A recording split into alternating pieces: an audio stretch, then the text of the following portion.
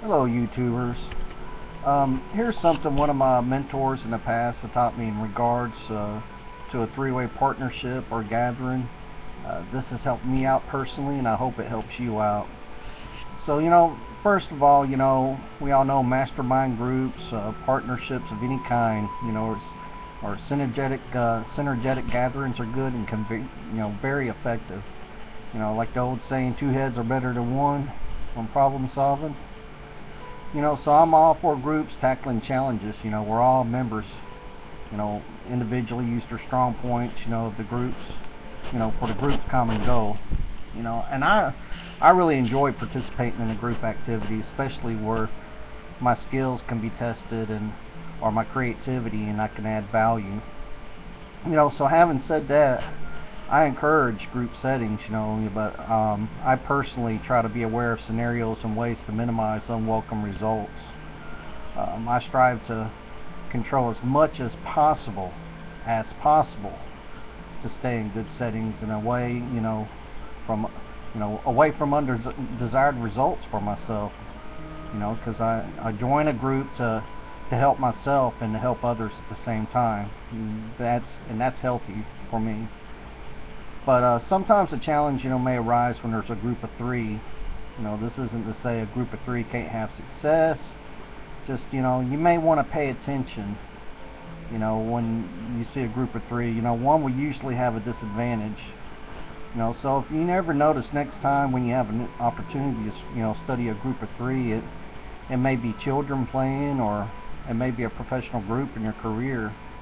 You may be in that group, pay attention. There will be lots, give and take, and in a healthy group setting there's going to be lots of give and take, which is good, with different personal perspectives and opinions.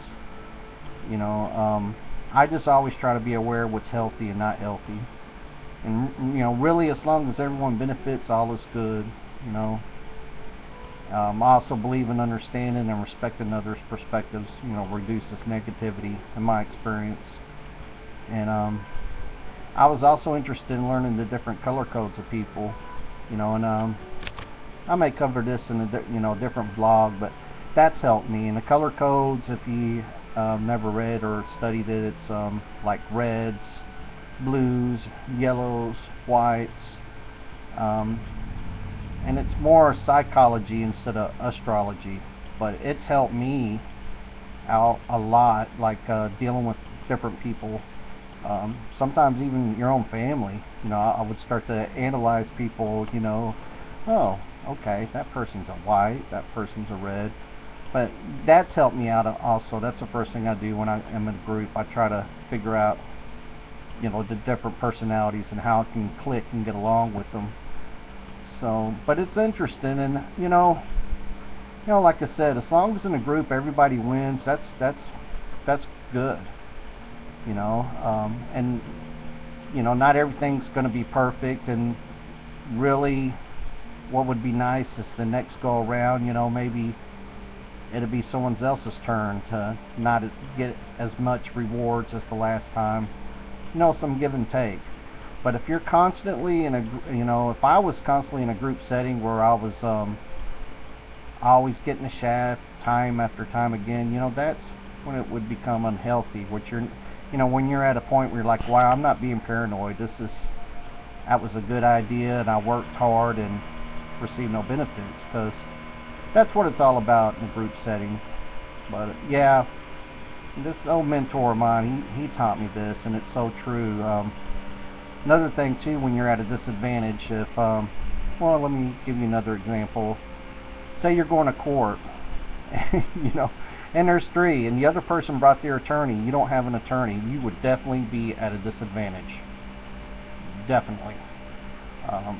Another scenario, say you're being reprimanded by your superiors, and it's wise to get a witness. So maybe your supervisor would get a witness for management, or what have you, or crisscross, whatever.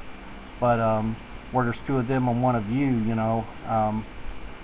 in my opinion, if you were ever in this situation, I would just recommend being very humble and listening to the feedback, because once you're in that scenario where there's two of them and they're pretty much on each other's side, you're going to lose if you, so I would just cooperate. And also, I think it's just important if you're on the other side, if one person's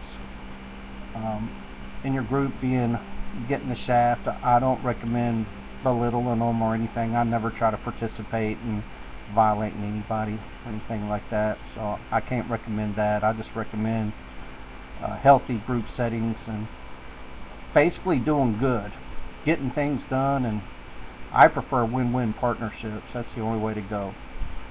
But anyway, this is an interesting vlog, and I hope it's helped you out. It was good advice given to me, and I bid you a good day or a good evening, and until the next time, you take care. Bye bye.